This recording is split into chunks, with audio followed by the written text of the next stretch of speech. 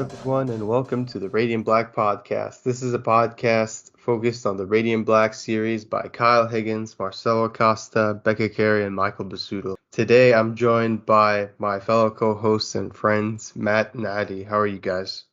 Friggin' good. I mean, it's always a good day when the new Weezer single drops, and I found out they're doing 4 EPs this year. So yeah, coming out as a Weezer fan here for the podcast. But yeah, friggin' pumped. We get to talk about Radiant Red. It's the first spinoff. It's a big deal. I mean, just last year we were talking about Radiant Black and how amazing it is, and we've already got a spinoff. I mean, that's pretty rare, and I'm excited to talk Just about one spinoff? They gave us like the Pokemon option with the here's 3, like right at the beginning. They gave us like 3 spinoffs at least, I think. Yeah, I mean it's been a busy month for Radiant Black, but it's been great. I'm excited to talk about Radiant Red today. And today I am joined by a very special guest from the community, someone you are, I'm sure, all familiar with, and some of you have been waiting a while to hear from, Parker from Massiveverse Central. How are you doing today? I'm doing great, guys. I'm really excited to delve into Radiant Red and talk about the whole Radiant Black universe, the Massiveverse, and I'm really excited to sit down and talk shop with you guys. That's Hell yeah. awesome. Speaking of Pokemon, I'm looking at the comic right now. I didn't even realize Hitomi has a Snorlax on her phone case in one of the pages. So that's There pretty you go. crazy. On point. We always keep it on point. So we have a few questions about just the Massiveverse in general before we dive into Radiant Red to ask you. And the first things first, when did you find out about Radiant Black and how did you find out about it, Parker? So I hopped on the Radiant Black train before the first issue even released. I remember I was on YouTube and I saw a recommended like in my section, and it was like Radiant Black, like when the trailer had come out. I was like, oh, okay, I'll look at it. And I watched it and I was like, I don't know what this is. I don't know what this is about, but it looks like a Power Ranger mixed with Space Wars and cool powers. I'm so up for this. And ever since that trailer, I just kind of kept up with it. And when that first issue came out, I probably reread it like 10 times that day. I was so excited for it. Oh, yeah. And have you ever read anything by Kyle Higgins before reading Radiant Black? Before Radiant Black, no. I had known about him because of Power Rangers, but at the time I wasn't reading Power Rangers, but I'm starting to delve into it now because everyone's been recommending it because of Radiant Black. So, but no, nothing before Radiant Black did I ever read of Kyle's.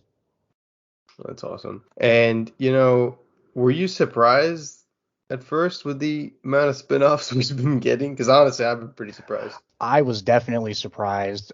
I thought it was just going to be, just like a standard everyday normal comic book like that was put out by like Marvel or DC or another Image.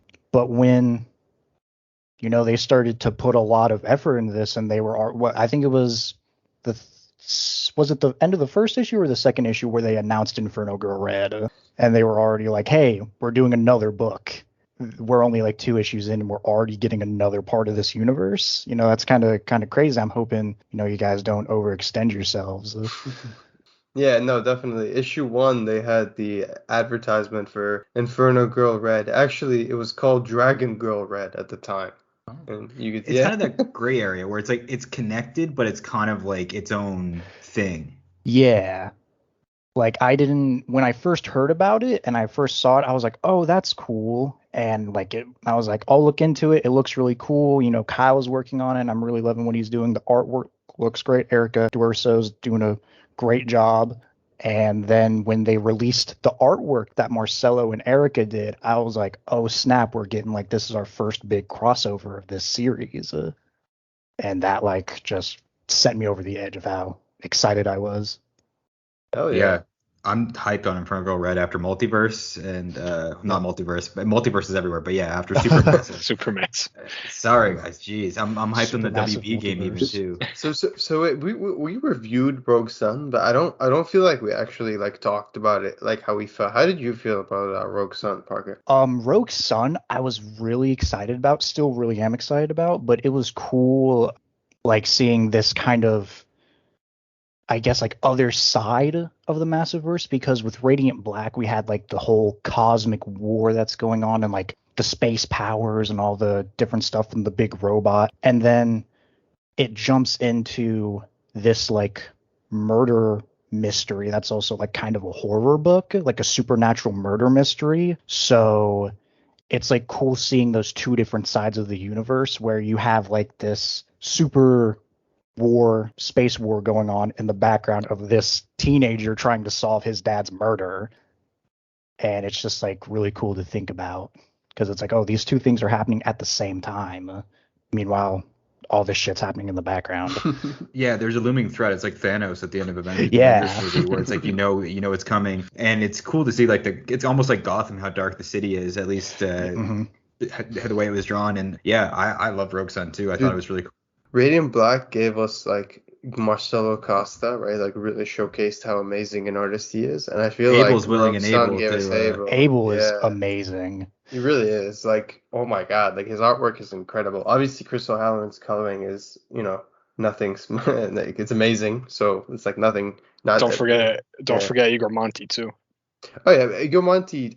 Did he do colors for Rogue Sun? Like No, interiors? for Radiant Black. Oh yeah, no, so Yeah. I think Supermassive, like immediately, the first thing I noticed, how gorgeous. Obviously, Francesco Mana and Simone Ragazzoni's art's amazing, but Igor Monti's colors are like honestly ethereal, like something else. Yeah. He gets better with every issue he does.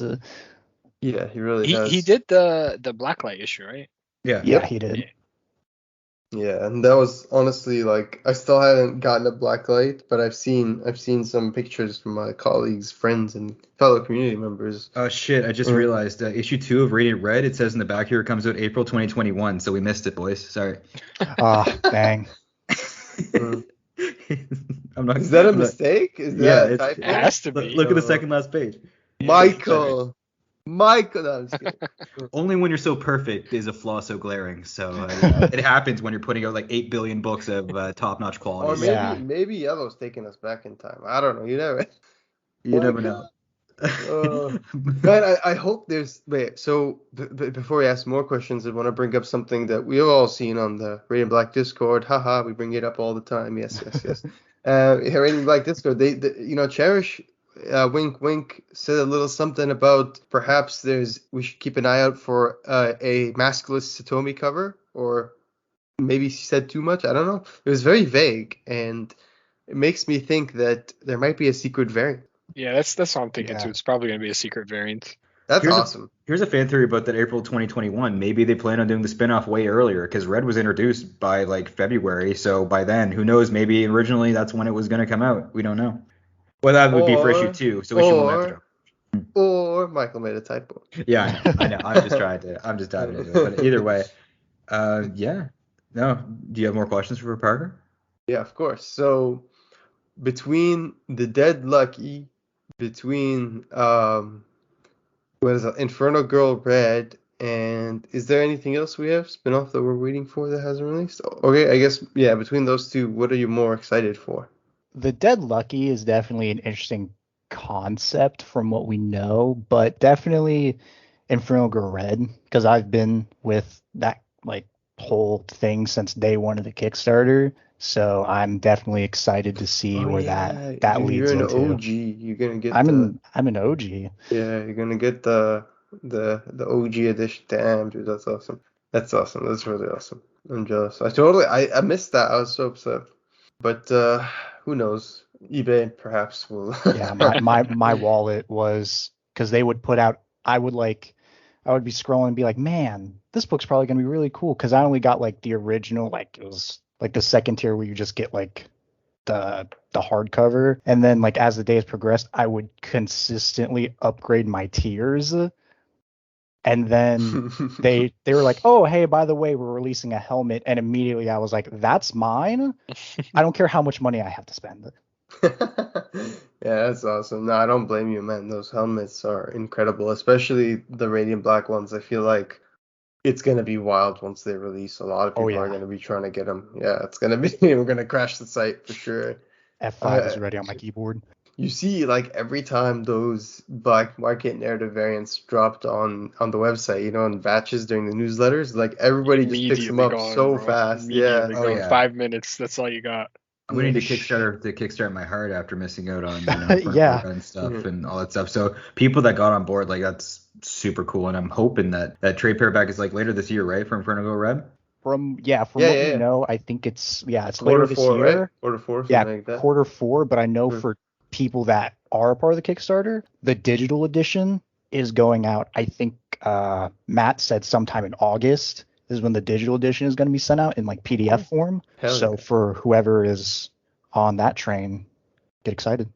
Yeah, and Oh, if you're yeah. interested, you want to see preview pages, even if you didn't back back the Kickstarter and you missed it, there's like 4 or 5 preview pages that they put with art and words and everything on the website. So just go to the Kickstarter campaign for Inferno Go Red. You could see some preview pages, which is really cool. I appreciate that from the creative team. It's really nice of them to do. So yeah, like Inferno Go Red, man, like we put the the giveaway. We're like, oh, what are you most excited for, like in the future of Masterverse? And the most want to see Inferno Go Red, and I don't blame them, because immediately when she popped into the first or second page of Supermassive, I was like, damn, this is a really cool character. Yeah. Cassie is cool. And it's weird because Inferno Girl Red has been on everyone's mind since like the Kickstarter and since like it was announced that she was going to be a part of this. But I feel like she is the one that we have like the least knowledge about, other than the Dead Lucky. Like we don't have a whole lot of info surrounding her book. Yeah, and we saw And those 2 characters in her vision, right? The other Yeah. two. Yeah. I feel too, if there's any potential of like future crossovers between them, she has to be the key, because she seems to be the one it's like within her power set to go from universe to universe. So Mm-hmm. If you see America Chavez in this multiverse of madness, Yeah. it looks like. Yeah. One last question. In terms of Radiant Black, okay, right now, and I guess maybe this is more of an obvious question, but you never know, some people have different tastes. Which one's your favorite character in terms of the Radiants, the 4 right now? Probably Marshall. Yeah, Something Marshall's about for sure. Marshall just What did you think about his voice, man? oh my It was- god, that sounds like Jughead. completely threw me off guard. Yeah. I don't know why he sounds like Jughead to me. Like, that's what I imagine Jughead sounds We've like. seen how much he smokes. I'm sure he puts away the burgers, so Yeah. it's not beyond the realm of possibility. It was so that was one thing that I was never expecting. No, yeah. I want to know who the voice artist is. Yeah, me too. I want to see what he looks like. It's Yeah. that know-it-all voice. Yeah. It suits him Yeah, well, yeah. right? Definitely. It's not Yeah, expecting that it, was but great. yeah. And it was just really dropped pleasant. one day. Yeah. I love those surprises. That's I really like. So I guess this is an open question to everybody, but Kyle keeps saying this, and it's kind of annoying me. And it's like every time someone interviews him, and he says this like a little smug. Anyway, Jesus. he says, man, he's always like, you guys don't know what this book is yet, and I'm just like, well, tell us. Like, okay, no, don't tell us. Get Obviously, to issue 99 of 100. You don't even know what the fuck this story Yeah, is. you don't know what this book is. It's like, bro, we just finished year 1. We don't know what the book is. Like, we're about to get TPB 2. We don't know what the book. Like, To damn. be fair, it's twists and turns, and like I'd like it if I knew what I was pertinent. Oh no, for sure. I was just giving him shit, but no, I'm just curious. Like, what is this book? Like, is this gonna turn into some like? Is this gonna It's been turn a dream into, the whole like, time. It's really like, they're gonna wake up. are they gonna all become some part of like cosmic super like the cop force or some shit? Like, what's gonna happen, man? He's gonna somehow bring this book to real life. Oh my god. It's an ARG. That's why the series. helmets are taking too long. Yeah, to be the made. helmets are Yeah. literally VR helmets. That's why. They're gonna take you to the radiant to existence. Yeah. Maybe like Marshall and all the Radiants are like kidnapped on some alien planet, and this is just like Ender's Game or something. They're like doing a simulation to figure out what's going on here. Who knows? Oh man. This was Kyle's life in a previous life. He's just talking about it. Who knows? I mean, Kyle has blown our mind. He has pulled several rugs out from underneath us. So I mean, he's not wrong in us not knowing. And I mean, even if we think we know, he could just pull something crazy. I mean, so. they're planning issue 36 as we speak. So. Jesus Christ. Yeah, it's like that's what they said in the interview from the Amazing Comic Tropes. And by the way, check out Chris from Comic Tropes. Fantastic. One of my favorite, personally, from my favorite YouTube comic book channels. Covers a lot of interesting comic book content with interviews with the creators, covering comic book history, runs, blah, blah, blah. Really just fantastic stuff. Yeah, that was a great interview. It was pretty long, and they covered a lot of stuff. And one thing I was really interested in was like the creative process behind, like how not only like the creative process behind Green and Black and all that, but how Kyle got into comics, how he broke into comics. Because I feel like I've never seen that before. No, that's cool. Yeah, so let's get into Radiant Red. And first things first, Radiant Red is by the following amazing creators. It's for the title for issue 1's Brave New World, and the writer is Cherish Chen. The artist is David Lafuente. The colorist is Mikel Muerto. Letterer Diego Sanchez, who, by the way, has done amazing variant covers for Radiant Black. I believe issue 13 and 15, those pixelated. The video game covers. ones? He Yeah. did those? Yep. Yeah. So, Awesome. yeah, we're gonna check that out. And Deanna Phelps, production artist, editor designer Michael Basuto, with the variant covers by Tom Whalen and Joe Mignon. I'm sorry if I butchered that. So yeah, Radiant Black created by Kyle Higgins and Marcelo Acosta. Here we get, as Matt said earlier, our first spin-off. And in the back of this comic, we get Sister Crash, which I thought was fantastic, and we'll talk about that later. Yeah, I like how the Radiant Red, I think it must have been Basuto that designed the logo, and I like how red the text gets thinner and thinner, like maybe her patience is wearing thin or something like that. I just like how it differentiates it from the Radiant Black logo. Mm-hmm. Yeah, no, it's really Not nice. just in the red, in the word Radiant as well. Yeah, I see. Yeah. It's the little things, and they already got a trademark. That's right. We already know this is gonna blow up now. But but I like that cover a lot. I think it looks really badass. Seeing the monster within. Satomi doesn't have like the biggest physique, but inside lies the monster of I think Reminds me Red of has the coolest Hulk, power right? set. Looks Oh, like yeah. a Hulk cover, yeah. Like, Or like one of the elementals there from like Spider-Man 2 there, of the second one with Tom Holland or something. It's really cool. It's What was really cool that, seeing all English? the Get a different respect. pieces on like her armor, on her arms, and like all the pads and spikes or whatever. Yeah, like maybe she absorbed a car and like that's the engine in the bicep or something. Like it's really cool to think about. I do think visually, I think that she is the most interesting of the Radiants with what she can do. Although Wendell's packing some cool light powers and stuff, so like I'm excited to see that really pop off. So yeah, the first page we go back to, Radiant Black number 6, where Satomi's contemplating what to do in the situation, but unlike Radiant Black number 6, which showed us, her leaving the house and her coming back with the money, here we're pretty much going into the details of what happened, and we see, so we're not gonna really go like into super detail, but we see like everything that we speculated before for the most part is confirmed. There's matter absorption powers, and she can use that to disguise her body, which is why for the longest time we all thought Radiant Red was a man. Until we had that controversial episode where we talked about something that happened that made us think otherwise. Bank, and we see the first thing that we see that I think we haven't seen before is she uses her arm to turn into like a little Mjolnir. No, I'm just kidding. Big Sandman hammer. move right there. Definitely Yeah. Sandman move. Metamorpho, like that's what I'm saying. But like that's so cool. I thought that was a really cool like showcasing of her abilities. It was surprising for me. What did you think, guys? I'm just surprised someone sent a Raven to go to speak to her and make her do evil things in that first page. But no, I like. That's Odin. No, that's the robot. That's her robot. A robot's a raven. No, I'm just kidding. I think that's just how Kathy views the world, and that's she's just saying. Oh no. Yeah. Yeah, we should make that into a meme though. That panel where she's smacking the guards. Oh, that looks like Batman Superman levels of like, oh, you thought this was a Radiant Black issue? But yeah, no, I really dug this. Like the safe, what can even contain Satomi? Like it's kind of like when they had the 001 there or whatever the hell when he was like contained. Like he can absorb the power. She can just absorb everything that we've seen so far. So Satomi OP. That's what I'm wondering. Like, where does her absorption stop? Can she absorb like earth, Oh. rocks, stuff like that? I don't know. Yeah, like if a meteor comes towards Earth in this battle, can she just like absorb it? Yeah, exactly. Didn't one of you guys, or was it someone else, ask Radiant Red that during the It was AMA? me. Yes, It was me. And then we said it was unknown, yeah. right?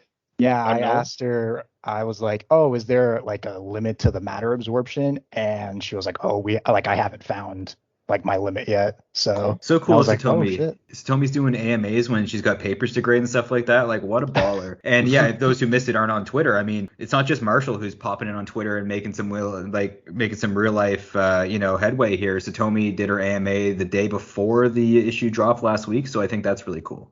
After we're caught up to the details of what happened, that they were back at Romeoville, Illinois, and post-destruction. So this is Satomi at home, I think, recovering emotionally from the fight. You can see she's still a wreck. And our, I guess everyone's favorite character, I'm just kidding, the only character that was D tier or F tier, Owen, makes a return, and of course, man, yeah, he annoys me. God, I hate Owen. I could feel my blood pressure rise Why does as she he look came so on page. small, though? Oh, he's the worst. Why does she look so small on this page? She feels small because she, this really shows her grief. We haven't really gotten this direct, like, this is like the night of or like a day after, or she basically almost killed Nathan, presumably killed Nathan in her opinion. And we've seen her like looking at Nathan in the hospital bed, but this is the first view we really see of like the pure, the sadness. And like, she's not a bad person. She's been pushed. If you're living with Owen, who knows what you'd be driven to, right? So, I'd It's all probably kill Owen's him. fault. It's yeah. all Owen's fault. He should She be should wearing a sue wife him, beater. honestly. She should sue his ass. She should just absorb him. Just get rid of him. That'd be amazing. He should be the black robot in the black hole in this one, and send him out and just drop him in a river or something in the middle of the ocean. Yeah. We see Good that call. relationship is a little bit fractured because as they're talking, he tells her that, well, we're not going to do anything with the 2.5 billion events, and she says we're not touching it, Owen. And then he kind of like he almost like reaches out to her with his hand. He wants to touch her, kind of comfort her, but he pulls out and walks away. So it's like that relationship is effectively like fractured at this point. Like it doesn't seem like there's recovering. He's going full Skylar White with that money. He's giving it to Ted Beneke. Like that's if you don't get the reference, I mean, watch Breaking Bad. But yeah, that money's not staying in there for sure. Oh, Owen no. knows where it is. It's not safe. Hopefully nobody breaks their neck though in this one. Like, but yeah. So he has to go to a group. I'm assuming like what is that, like an addict group or like I'm not sure. Gambling It's probably Anonymous. Gamblers Anonymous. Yeah, I hope so. I mean, at least I guess people could say he's making some sort of effort, but still, fuck Owen. Yeah. Like, I hope this is the end of it, but if Owen is like a catalyst for a lot of this story, so I don't think the problems are over for sure. We'll speculate on what we think is going to happen later on, but I don't think Owen's turned a page in his in this book of his life. yeah. Probably set And- the book on fire. I like these pages where we get to see more of like Satomi's character. Like she's visiting her family here. We get to meet Yuki, which I think is her sister, right? So yeah, and then we see that she has some niece and nephew, or is it two nieces? I can't really tell. So yeah, she's taking care of her sister's kids. This is younger Satomi, probably just out of university, probably, right? Or college, as it's the US of A. I think No, it's I think this is current. right now. Yeah, like 'cause after Owen left. she fishes the yearbook out of the box. But she and didn't then- break up, and she wants to go on this trip, and I don't think there's any talk. She's like looking for work. I don't think she has time unless it's during the summer in between teaching, right? Well, you talk about like the next page with the map of Japan. Well, yeah, That's a she's planning a trip to flashback. Japan. I just mean like this, That's a flashback. Yeah. her visiting. Oh, it's a flashback in the house. They go to a flashback, or just her visiting her sister is a flashback the whole time. No, The- like while the yearbook's yeah. open, she looks at her Yeah. photo and then Because flashes back. you could tell too from her hair. Yeah, She has like she has the red highlights. the when red she was younger. highlights. Yeah. Okay, jeez. Yeah. The part that is kind of interesting here for me is that she talks to her sister about breaking up with Owen as well.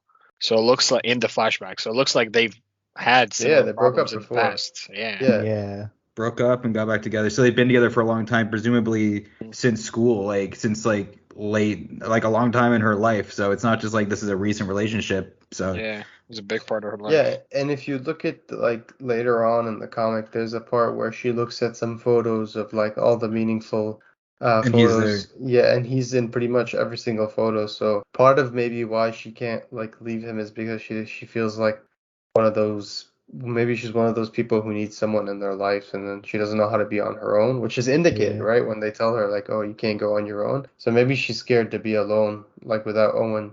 well, and this thing is like she wants independence, right? She wants to go on this trip. I get the Yeah. feeling they've been together for a really long time, even in this flashback. And you crave your independence, when you're together with someone for a long time. Those relationships are nice, but you want to like go out and enjoy your 20s and kind of just get some independence. And also, she reminds me with this haircut. She reminds me of Jade from Jackie Chan Adventures. And Oh that's- yeah. Oh my god. Yes, I Right? see it totally. yeah, awesome show. If no one's ever seen it, it's the best. If you don't have kids, it's still a good watch. Still a great watch. Yeah. So yeah, I like this. It's nice to meet her sister, and we get like a good. I really enjoyed Cherish's writing throughout this issue. I thought that we got a nice, a stronger sense of who Satomi is, and I like fleshing out her family members, and she can carry the torch of still showing how shitty Owen is, which is a lot to balance. I love the fact that, that we have someone like Cherish writing this, because we really have like Cherish could really relate to like Satomi's story, like living in like an Asian American household. So it's really nice that we're having Authentic. someone like we're having someone like Cherish who grew up in an Asian American household be able to write this character, so it's like as authentic as it can be. It's true. Yeah. And it's cool how she's planning the trip to Japan. We don't know if she ever made it in this timeline, but we know they did end up in Tokyo for at least a few minutes in that issue. What is it, 5, the throwdown there, when they all ended up in Tokyo, and we got like a foreshadowing of like every black market IP on the planet. Yeah. Yeah, so I like that. So I don't know. Hopefully, maybe it was her one time, so that it paints it a little differently now looking back on that. Going, oh yeah, nice. Satomi's in Tokyo. I would love to see like a Satomi being Radiant Red in Japan. That'd be pretty cool. Yeah, like that's what I was hoping. Like that's one of the things we were a little bit disappointed about when we were talking prior to recording, was that we were hoping that the Radiant Red Soul, the miniseries, would focus on the consequences post issue 7, because I feel like there was a lot of interesting ground there to be covered. But I'm actually okay with this kind of flashbacking and everything, because we are getting more of her origin, not just as the Radiant Red, but as Satomi. Satomi. This is more of a Satomi story than Red, really. Yeah. And it's cool because we do want to get more of Satomi, because she is, Eva got her own story, and I feel like, so did Satomi, but I feel like I know Eva better from her individual story than I do from issue 6 of Radiant Black. So I like that we got more time with Satomi here. Yeah.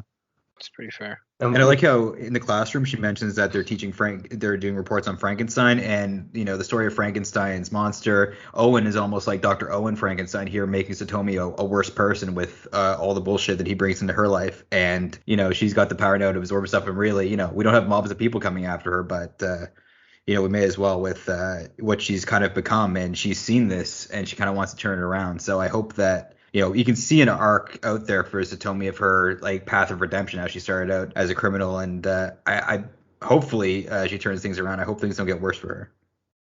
Well put, I guess. And I guess. and if we finally get to the second issue of the second problem of the issue, which is the first one was the the self-discovery, the identity thing, and being on your own. But the second one seems to be this asshole who shows up to her class and it just straight up threatens her, starts accusing her of bank robbing, which of course she did. And then Allegedly. allegedly. At least bring an apple or something for the teacher. Like, jeez, what a prick. She handles it pretty well. Like she's very cautious about what she says. She doesn't give away anything obvious. But this dude isn't, he's pretty tenacious. He just tells her some very powerful people want to talk to you. It's not something they extend to your everyday school teacher. So if you're smart, and you won't waste my time. So I followed your mom on Facebook, so your ass is grass. I know everything about you.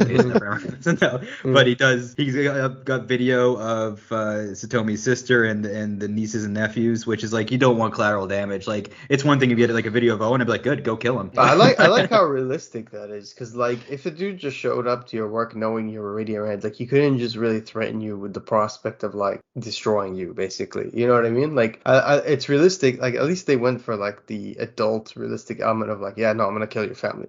You know what I mean? He's got the cracked phone, so he's a maniac too. Yeah, like this dude's like clearly like, yeah, he's an idiot. He gives me like James vibes from Pokemon, if we're gonna go back there, from Team Rocket. Like he just, I don't know what it is about him. He has like, yeah, it's true. But do you guys think that this guy's part of like Epic Front, or is he like someone else? I think he's someone else.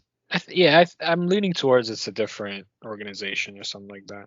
What if he's working with the people that are like with using the tech, and like are trying to hunt? Because remember in Supermassive, those two dudes were hunting, like they were like, oh, we got to look out for like the spikes for the radiance or whatever and all that stuff.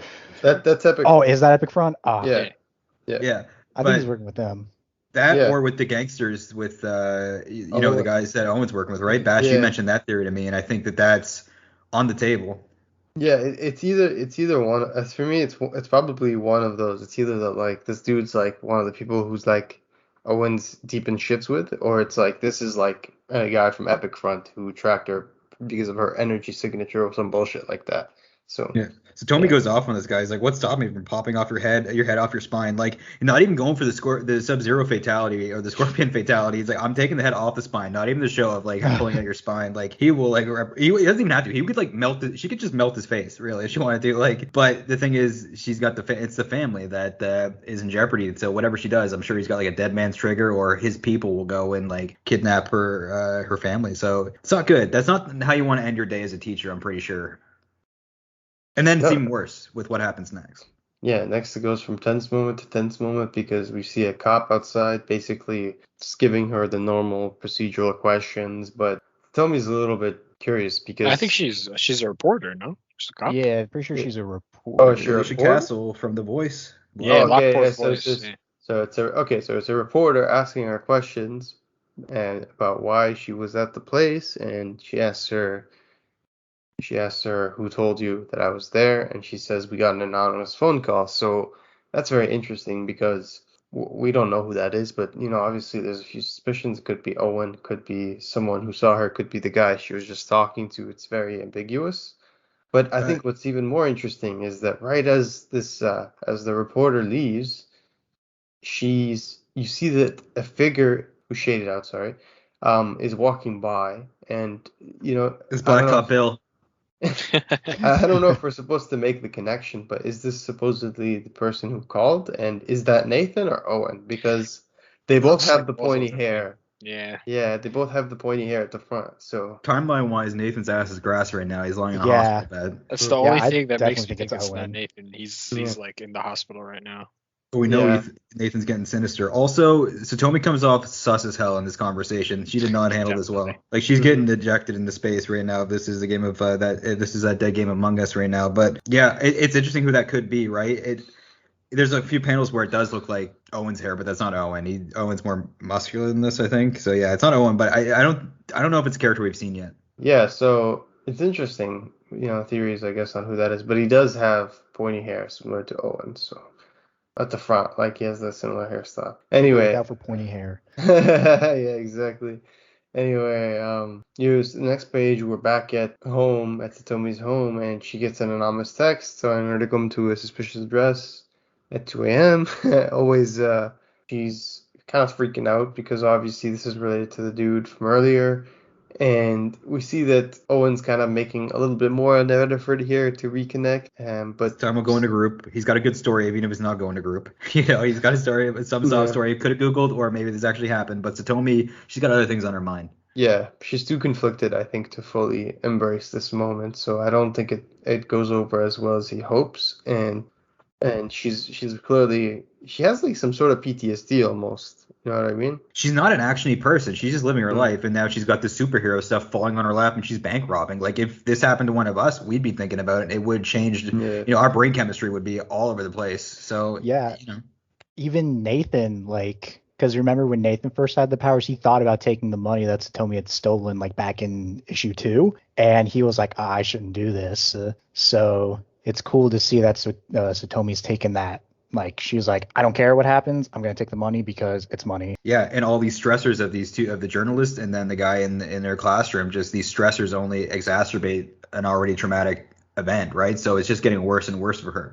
Yeah, and honestly, it's a lot to take all in at once because you're not just dealing with the separation of this relationship, which has been, a big part of her life, but you're also dealing with doubts about your identity and self-discovery or self-actualization. Then you're dealing with issues of threats to your family, threats to potentially this new thing that you discovered. It's like she's dealing with too many things at once. It's like the only thing that she's not worried about is being a teacher at this point. Yeah, she doesn't really have to go going to prison because she'll just like melt the bars and just be like, all right, see ya. But Bye, guys. yeah, the people she loves are in jeopardy, and obviously there's a lot of us that care more about the people we love than ourselves and put them ahead of us, and that's the worst thing you can do is like harm our loved ones. So it's a tried and true threat that always carries weight, and you can tell the effects it's having on her.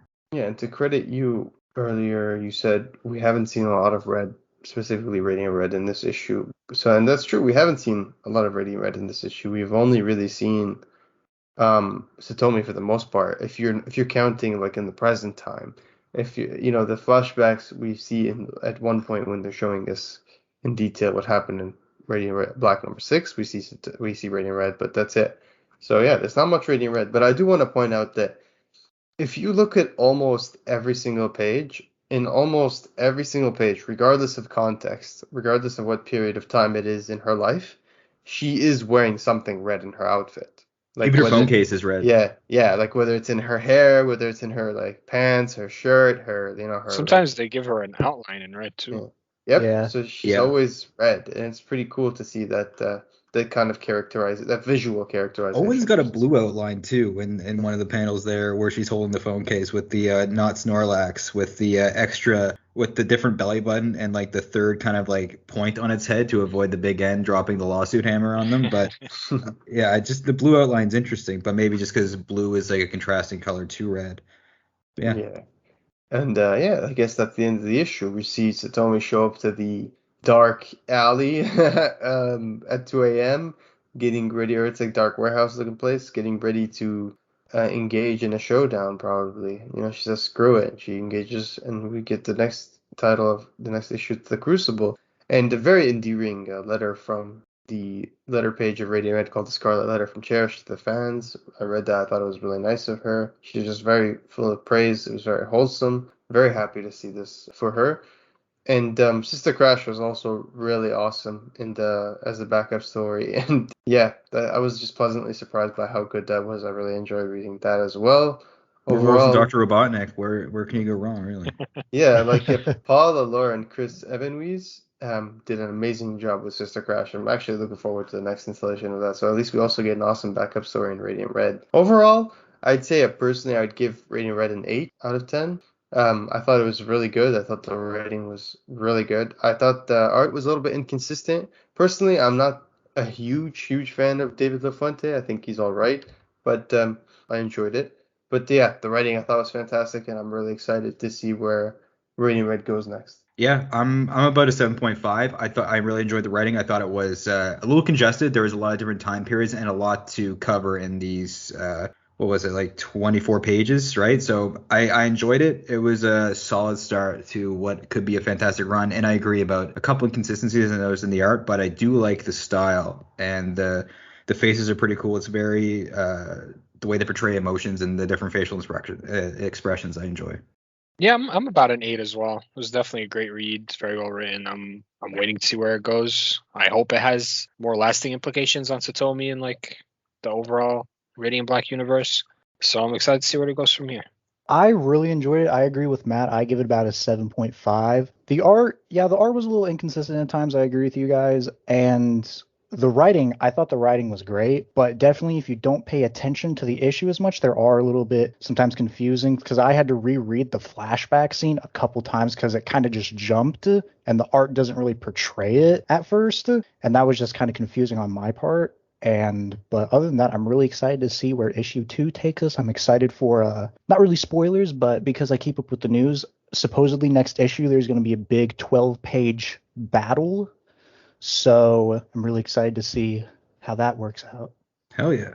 Hell yeah. And like I hope Satomi doesn't go fully over to the dark side. No, she's already repping the Sith colors. She's so great. I want her to stay good, but she's dealing with some heavy shit here, so I bet at some point we'll probably get like some alien tech or some kind of alien like matter that she won't be able to absorb. Watch, that's what I'm calling it, if we get into like space fights and stuff.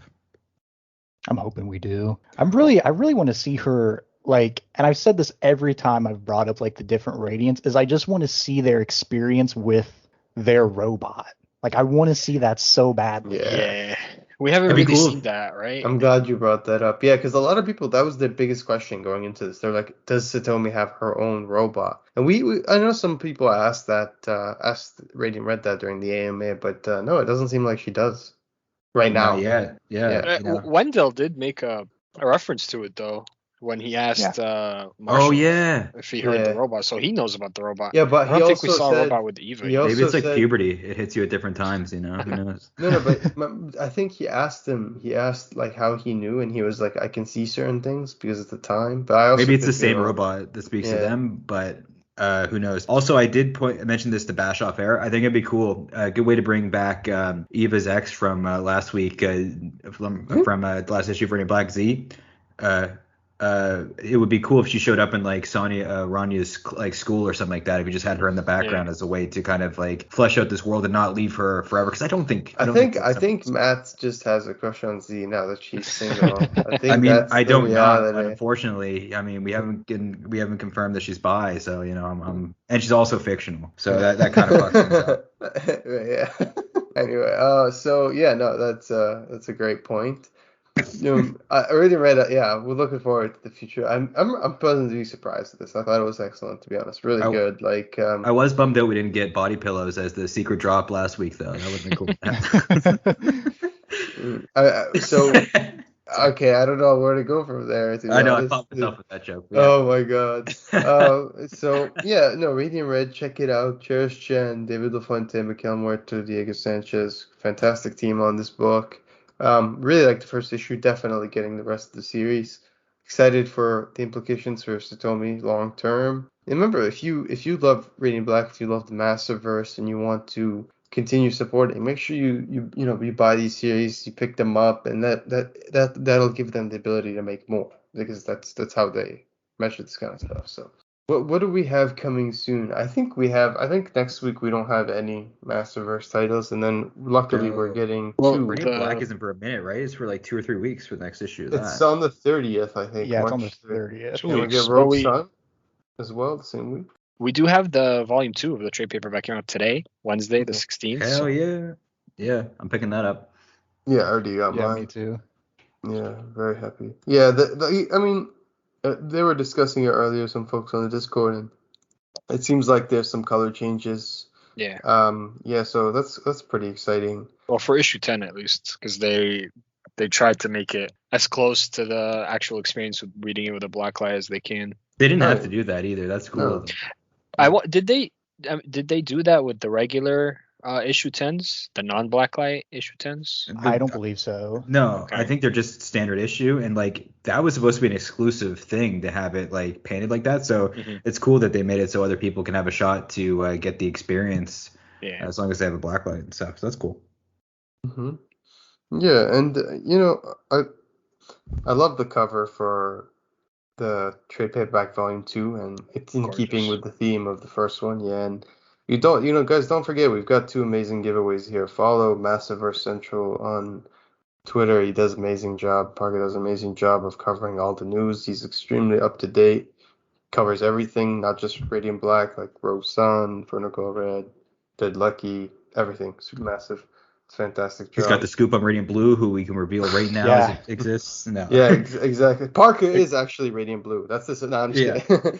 But great member of the community, always posting news out there and pumping up the brand. It's cool. Why don't you tell them about your giveaway? Yeah, so guys, over on my Twitter, which you can follow at Massiverse.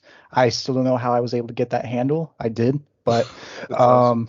So I'm doing a giveaway once I hit 400 followers, which is about, I want to say, 5 or 6 followers away. And I'm going to be giving away a Radiant Black #1 Coliseum of Comics variant that is signed by Kyle Higgins. So there's not many of those floating around on the internet. So, hopefully if you guys want to follow, just leave a comment as to why you love the Massiverse, and, just hope that you win.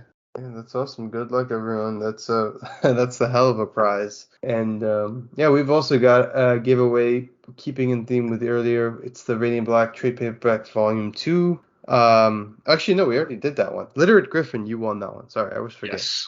So I don't know. Jeez, he just had his heart skipped a beat. I don't think we announced that one before, but Literate Griffin, you're the winner of that giveaway. I'll get in touch with you very soon, within a week or so, and we'll get that done. So, and I just shipped out Owen's prize not too long ago. I finally got it, so I shipped it out to him. Very excited for him to get it. Yeah, so the one we're giving away Rogue Sun #1 110, because I honestly think, it's like not, the rarest variant or anything, whatever, but I think that cover is so underrated. Like that helmet variant, the equivalent of that for Radiant Black was like the 150, and like for Rogue Sun's a 110, and it's so cool. It's just so cool. Like Able cover, you can't go wrong with that. So yeah, if you like Rogue Sun, if you haven't read Rogue Sun, it's a perfect opportunity to potentially get a copy. All you have to do is follow us at Radiant Black Pod on Twitter, and just tell us what character you're looking forward to most in the Massiveverse coming up. A lot of people have been saying Inferno Girl Red.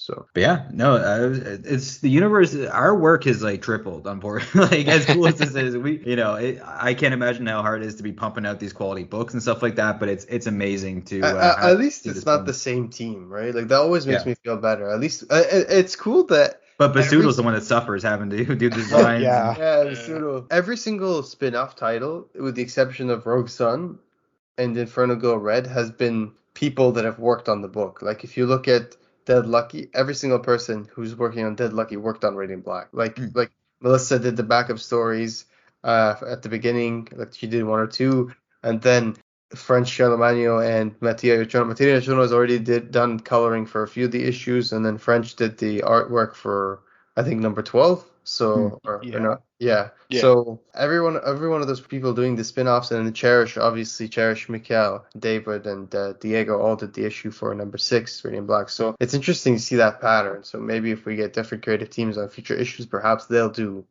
like the Radiant Yellow solo issue or whatever comes next.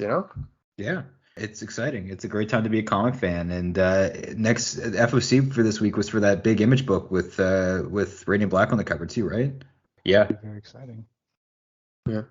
Well, then, do you guys have anything else you want to add before we? No, I'll plug my poetry Instagram again. At all that I've thought, no spaces.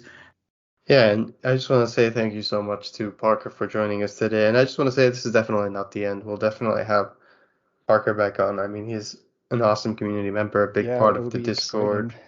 Yeah, we'll talk about probably Radiant Red in the future and possibly Maybe Dead Lucky. Yeah. Dead Lucky, yeah. So I know Living up to the Parker name, cosplaying Spidey and all that stuff. So Yeah. That's really cool. I saw that was impressive. Like I like pretty the fucking cosplay. accurate. I thought I'll it was say that. pretty. I thought it was great. I thought it was great. I don't know much about cosplay. I mean, I've seen a lot of cosplay, but I actually know much about it personally. But I thought it was really well done. So that's awesome. You seem to really like Spider-Man, and that's funny Yep. because your name is Parker. Yeah, everyone makes the connection. At least your dad's not Kirkman. He'd be swimming in the money vault, but your name would be Peter Parker Kirkman. Yeah. No, but the thing is, like, Spider-Man has, I feel like the last few years finally like plateaued as like the most popular superhero right now. Because I would say like 10 years ago, 5 years ago was Batman still, but now. Well, there's like Definitely. a movie that Yeah. just came out, another one coming out with like one is 3 Spideys, one is a sequel to one that had at least 6. I bet we're gonna get even more than that. No, so. yeah, it's crazy. It's just like you think about the success of the Spider-Verse, the animated movie. That was just such a good movie. And, Oh, great. yeah. Was it 6 or 5 Spideys in the first Spider-Verse is one of my favorite animated movies ever made. Fuck, I love that Yeah. movie. There was Penny, then I mean, do you count Spider-Man Gwen as Noir, one? Spider-Ham, Yeah. Spider-Gwen, Six? Miles. Yeah, there were 6. Yeah. No, I'm excited. I'm glad they're doing like 2 sequels or like a sequel and then a sequel to the sequel already. That's how confident they are. But it's one of the best animated movies I've ever seen. Plus, I snuck a cheeseburger in and I was eating it like right when you have depressed Peter, like eating the cheeseburger. I'm like, oh, my people. So, I guess one thing we like to end with, and since we have everyone here reads a lot of comics, including Parker, who reads a lot of Marvel, right? So, and you're just starting to dip your toe into the DC pool, which is fantastic because DC's cool too. And wow, that rhymed. And Hashtag DC's cool too. But yeah. yeah, and so yeah, what I'll end with, each one of you guys, why don't you end with a recommendation for a comic book run or a series that's ongoing, one or the other, that you have, and yeah, from whatever, doesn't have to be Marvel. I'll start. My friend who's a pervert lent me Sex Criminals by Matt Fraction and Zdarsky, and Such a pretty good- fucking amazing if you're immature, and it's a lot of naked stuff, so cover your ears, Parker. But Sorry, Owen, that means you can't read it. No, I'm just kidding. Yeah. But it's really funny. Like, it didn't make me laugh out loud, but I was like, that's cute, and it's got a really nice couple in it, and it's a cool story that's pretty fucked up. But I'm pretty sure they ended at issue 69 because how else what issue would you end it on? And I mean, it's fucking Chip, isn't it? Written by Chip. I'm pretty sure it Yeah. is. does he Yeah, draw yeah. it? Do they co-write? I think Yeah, he draws. I think draws I it, think he co-draws it, or I'm pretty sure he draws. But yeah, I know he 'Cause writes it. At And he- the end, Bro, of he would end on issue 69 though. Yeah, at the end of the volume, they talk about how Zdarsky's like, yeah, I get the script from Matt, I laugh, I cry, and then I realize I have to draw like all these like porn shop scenes, all these cluttered porn stores. So I'm pretty sure that he draws it, but there's a variant cover of the two of them, and Oh no, Matt Fraction writes it and yeah, Zdarsky draws. yeah. Okay, Bash, you yeah. turned me on the Matt Fraction. Fraction is fucking. Hawkeye. He's an He's odd good. duck, but I fucking love his stuff. He's got such a weird way to his characters and stuff like that. Like it's so real and gritty. I really dig his writing. So yeah, I'd recommend that if you guys haven't. I mean, don't read it on the bus or anything like that, or you'll get some looks. But it's some good shit. Yeah. Let me recommend something from DC today. I've been really enjoying the Dark Knights of Steel. Yes. Oh. It comes out once a month, so like I really hate waiting for it, but it's great art. I think Yasmin Putri does the art, and Elseworlds, it's no better Elseworlds than with freaking Tom Taylor. definitely Tom Taylor writes it. It's great. It's a great retelling of like DC lore with some cool twists, and it's all like set in the Middle Ages. Batman is literally a Black Knight. Like Oh, that's pretty cool. it's a pretty good read, yeah. If I had to, actually, if you don't mind, I'm going to end with two things. One is a comic, and if you guys haven't yet, I started reading it just a little bit ago. I really recommend Moon Knight by Jed McKay. Yep. That run and art and just everything so far has been incredible. And that one is a really standout book at Marvel for me at the moment. The color white has Dude, never that gives popped us- so much in comics. That gives us a chance to humble brag because Jed actually like lives here. Like He lives in our frequents the city. store all the time. Yeah. He literally just goes to our store all the time and will randomly Oh, sign our books. Like half the time I get my Moon Knight books, they're signed.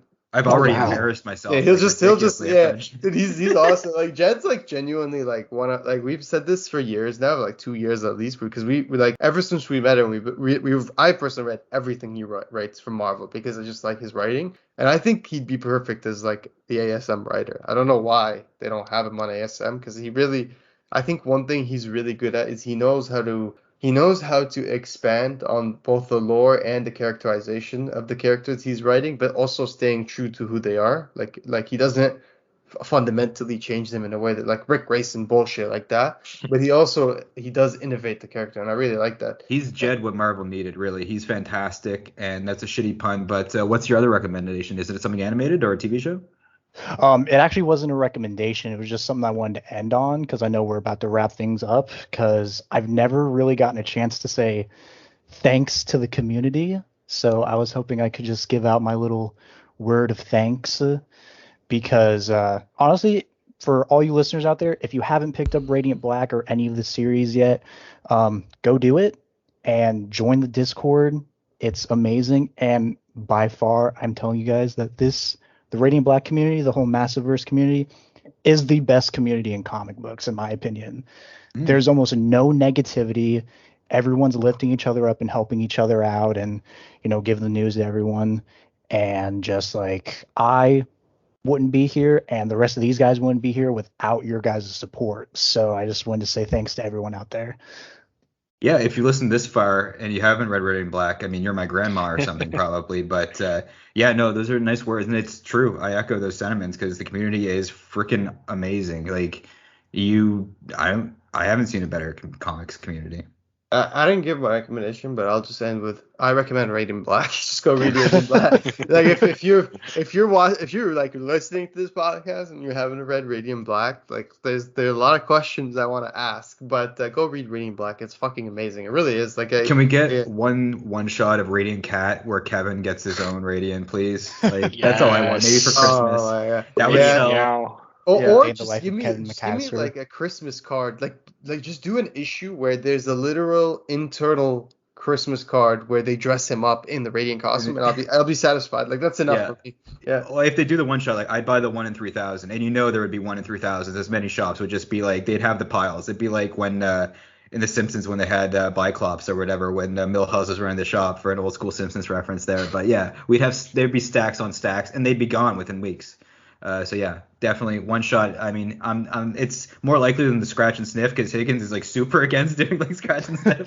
I remember when the Weekly Pulse tweeted, I was like, no, that's not happening, and we're not going to McDonald's for supper. But yeah, anyways, I'm done.